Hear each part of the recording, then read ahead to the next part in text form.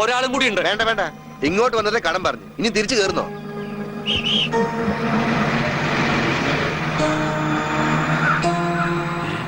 ആരാത്? നമ്മുടെ പണിക്കരല്ലേ അത്?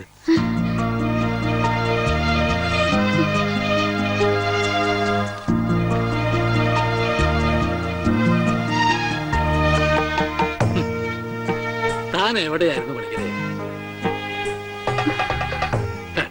താനെന്താ ഒന്നും മിണ്ടാത്തെ? എന്റെ മാഷെ, മാഷയുടെ മകൻ ഉണ്ണികൃഷ്ണനില്ലാതെ ഞാൻ എങ്ങനെയാ നാട്ടിലേക്ക് മടങ്ങി വരിക? അതുകൊണ്ടാ ഇത്രയും നാൾ ഒളിവിൽ കഴിഞ്ഞത്. അവനെ നഷ്ടപ്പെട്ട അന്ന് മുതല് മാഷ് കൊടുക്കണ പരസ്യം ഞാൻ കാണാറുണ്ടായിരുന്നു. ഇപ്പൊ കുറച്ചു കാലമായിട്ട് പരസ്യം കാണാതായപ്പോ ഞാൻ വിചാരിച്ചു ഉണ്ണി വന്നൂന്ന്, അല്ലെങ്കിൽ മാഷ് മരിച്ചു എന്ന്. ഇതിലേതാ മാഷെ സംഭവിച്ചത്? എടോ പണിക്കരെ, ഉണ്ണി വന്നു. ഉണ്ണി വന്നു. എവിടെ നിക്കണു?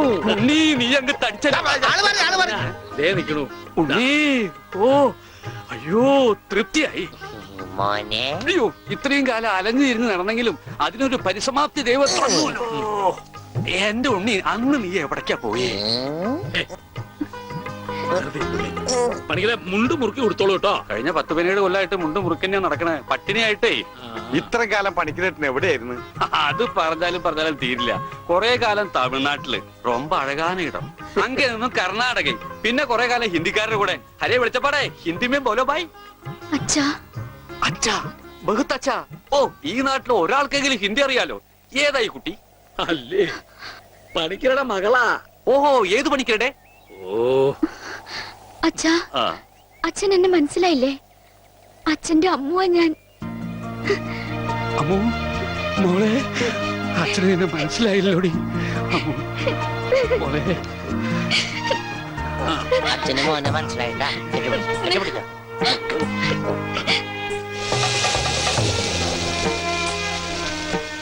മോളൊന്ന് വേഗാവട്ടെ, അവർക്ക് അവിടെ വിശന്നിരിക്കാവും. ഇപ്പൊ നമ്മളെ നാട് കണ്ടിട്ട് പണിക്കർക്ക് എന്ത് തോന്നണം? ഇത്രയും പുരോഗതി ഈ നാട്ടിനുണ്ടാവും ഞാൻ സ്വപ്നത്തിൽ പോലും വിചാരിച്ചു. ഞാൻ ഇവിടുന്ന് പോകുമ്പോ കോണവും പോലും ഉടുക്കാത്തവര് ഇപ്പൊ പാന്റ് ഇട്ട് നടക്കണു. ഇത്രയും പുരോഗതി ഇവിടെ ഉണ്ടാവാൻ കാരണം പണിക്കർ തന്നെയാ. ഇനി അതൊന്നും എന്നെ ഓർമ്മപ്പെടുത്തരുത് പത്രോസേ. ഉണ്ണി കൈവിട്ട് പോയ പിന്നെ അവനെ അന്വേഷിച്ച് ഞാൻ ഊര് തെണ്ടി നടക്കുകയായിരുന്നു. ഇപ്പൊ സന്തോഷായി, ഉണ്ണി തിരിച്ചു വന്നൂലോ. അതിനേക്കാൾ വലിയ സന്തോഷം ഈ കൊല്ലത്തിലെ പൂരത്തിന് പങ്കെടുക്കാലോ. എന്റെ പണിക്കരെ, താൻ പോയേ പിന്നെ പൂരം ഒന്നൊരു പൂരമല്ല. എന്നാ ഇത്തവണ നമുക്ക് പൂരം പൊടി പൂരാ. അതെങ്ങനെയാ? ഒരു നാടകം തന്നെ ആയിക്കോട്ടെ. അതൊക്കെ ഇനി നടക്കോ ചേട്ടാ? എന്താ നടക്കാതെ? ഒരു 9 നാടകം എഴുതി ഞാൻ പെട്ടിയിൽ വെച്ചിട്ടുണ്ട്. കർത്താവേ, 9 നാടകോ? പത്രോസേട്ടാ, അങ്ങനെയാണ് ഈ രാത്രി നവരാത്രി ആവും. ഇത് നടക്കില്ല. ഈ ബന്ധം തുടരാൻ ഞാൻ അനുവദിക്കില്ല. കണ്ട കള്ളിമുൾ കാടുകളിലും തേയില തോട്ടങ്ങളിലും കെട്ടിപ്പിടിച്ച് നടന്ന് പാട്ട് പാടുന്നതല്ല പ്രേമം. അവിടെ മ്യൂസിക്.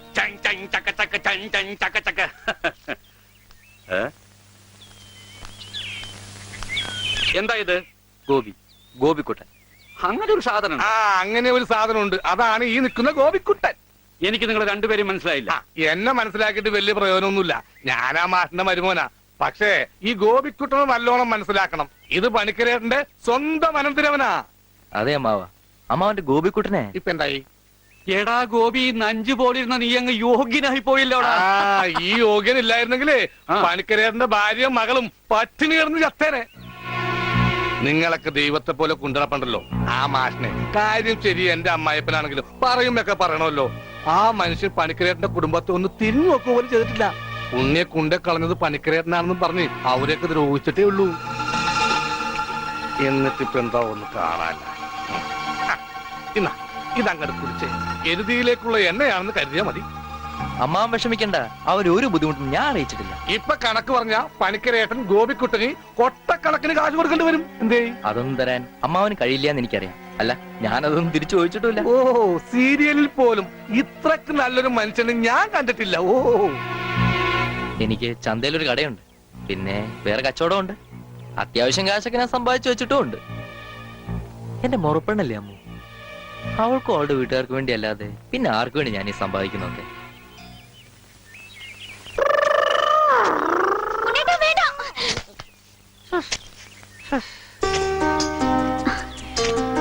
എന്താ ഓടാത്തെ?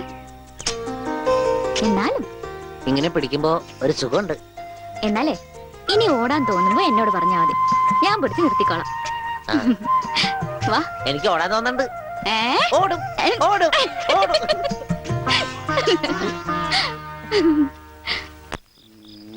देखो बेटी देखो देखो बेटी देखो എന്താ ചെയ്ത്? നിന്റെ ഷാദി നടത്താനാ ഞാൻ വന്നത്. മനസ്സിലായില്ലേ? ഷാദി എന്ന് വെച്ചാ തിരുമണം. ഷാദി കാ കപ്പട. റിഹേഴ്സൽ കഴിഞ്ഞാ കല്യാണം, കല്യാണം കഴിഞ്ഞാ നാടകം, പിന്നെ റിഹേഴ്സൽ. നിങ്ങൾ എന്തൊക്കെയാ പറയണേ? നിങ്ങൾക്ക് എന്താ പറ്റിയേ? കല്യാണം കഴിഞ്ഞ റിഹേഴ്സൽ, അതിനു മുമ്പ് റിഹേഴ്സൽ വെച്ചാൽ ശരിയാവില്ല. എന്നെ ഗർഭിണിയാക്കിയിട്ട് നിങ്ങൾ സ്വന്തം ഭാര്യയുടെ കൂടെ ജീവിക്കാണല്ലേ? പറഞ്ഞു വരുമ്പോ എനിക്കാണല്ലേ കുറ്റം. പറഞ്ഞു വരുമ്പോ എനിക്കാണല്ലേ കുറ്റം. തെളിവിനായി മീന്റെ വയറ്റിൽ കിടക്കണം എന്തെങ്കിലും. എന്റെ വയറ്റിലെ കുഞ്ഞിനെ പറ്റി പറയുമ്പോൾ മീന്റെ വയറ്റിലെ കുഞ്ഞിനെ കുറിച്ചാണ് പറയുന്നത്. അവിടെ ഇരിക്കേ. ഒരു പ്രസ്റ്റേജ്. എനിക്ക് ഓടാൻ തോന്നുന്നുണ്ട്. ഈശ്വരാ, ഈ ഞാൻ ഓടാൻ പോവാ. പിളർന്നിരുന്നു വെക്കിൽ. അതെല്ലാം പോട്ടെ, 45 50 പൈസക്ക് ബോംബെ ഇങ്ങനെ ഒരു ബെഡ്ഷീറ്റ് വാങ്ങിച്ചെന്ന് ഓർമ്മയുണ്ടോ? എല്ലാം പച്ചക്കള്ളം. ഞാൻ ബോംബെ കണ്ടിട്ട് പോലുമില്ല. നീ ബോംബെ കണ്ടിട്ടില്ല? ഇല്ല. എനിക്കിപ്പോ കണ്ടിട്ട് വേണം. തെണ്ടി തയ്യക്കാരാ. എന്താണ് വെളിച്ചപ്പെടാൻ ചവിട്ട് വെച്ചെന്നാണല്ലോ. അവിടെ ഡയലോഗ് തെറ്റിച്ചിട്ടില്ല. ഈശോയെ ബോധം പോയാ? അവന് ബോധം പണ്ടേ ഇല്ല. അത് കാര്യം വെക്കണ്ട, വിട്ടേക്ക്. ആരും പോകരുത്, നാടകം ഇപ്പൊ പുനരാരംഭിക്കും. എന്ത് പണിയാണ് അതൊന്നും എന്നൊക്കെ പേരെ പ്രശ്നം. അത് വേറെ കാര്യമുണ്ട്. എനിക്കാണെങ്കിൽ അടിയുടെ ആരും പോകരുത്, നാടകം വീണ്ടും ആരംഭിക്കുന്നതാണ്.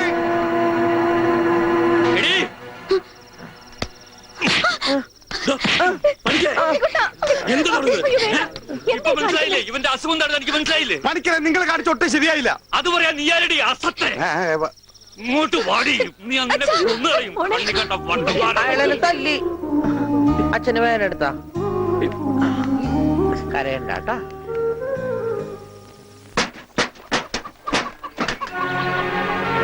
പോയിക്കോ, എങ്ങോട്ടെങ്കിലും പോയിക്കോ. ഇത്രയും നാൾ ഈ വീട് നോക്കാനൊന്നും ആരും ഉണ്ടായിരുന്നില്ലല്ലോ. എന്തെങ്കിലും ഒരു ആപത്ത് വന്ന ആ മാഷ വീട്ടുകാർ മാത്രമേ ഉണ്ടായിരുന്നുള്ളൂ. ആ കുടുംബത്തോട് ചെയ്ത ക്രൂരതകളൊക്കെ ഇത്ര വേഗം മറന്നോ? എന്ത് പ്രായശ്ചിത്തം ചെയ്താലും അതിന് പരിഹാരമാവുക. ഉണ്ണേട്ടൻ ഈ അവസ്ഥയ്ക്ക് കാരണം അച്ഛനാ. അച്ഛൻ അതൊന്നും പ്രശ്നമില്ലെങ്കിലും എനിക്ക് ആ കടങ്ങളൊക്കെ വീട്ടണം. മാഷിനോട് ചെയ്ത തെറ്റുകൾക്കൊക്കെ പോയി മാപ്പ് പറയും. എന്നിട്ട് വന്നാ മതി ഇങ്ങോട്ട്. അല്ലെങ്കിൽ ഇങ്ങോട്ട് വെച്ചപ്പോ പണിക്കരെ, കുട്ടി പറഞ്ഞാലും കാര്യമുണ്ട്. താൻ ചെയ്തത് പൊറുക്കാനാവാത്ത തെറ്റ് തന്നെയാ.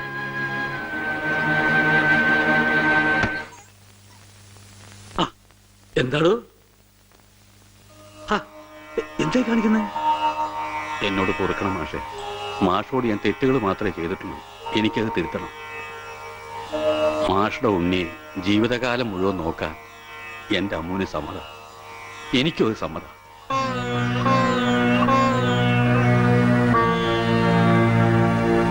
ഒരു കടപ്പാടിന്റെ പേരിൽ സുഖമില്ലാത്ത എന്റെ മോനെ തന്റെ മോളുടെ തലയെ കെട്ടിവെക്കണ്ട. അതൊന്നും വേണ്ട, മറന്നേക്ക്.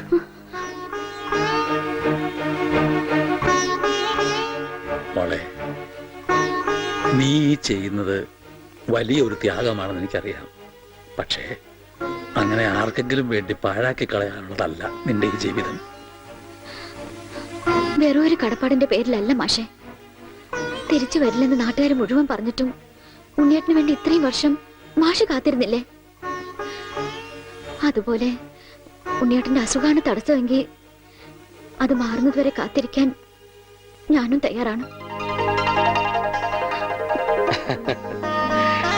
ഈ കുട്ടി പറഞ്ഞത് വെറും ഒരു ഫാദറായ എനിക്ക് മനസ്സിലായി. ഈ ഫാദറിന് മനസ്സിലായോ? ഇനി എന്തോന്ന് ആലോചിക്കാൻ. നിശ്ചയത്തിന് പന്തല് വേണോ വേണ്ടയോ എന്ന് മാത്രം പറഞ്ഞാ മതി. ബാക്കി കാര്യം ഞങ്ങൾ ഏറ്റു.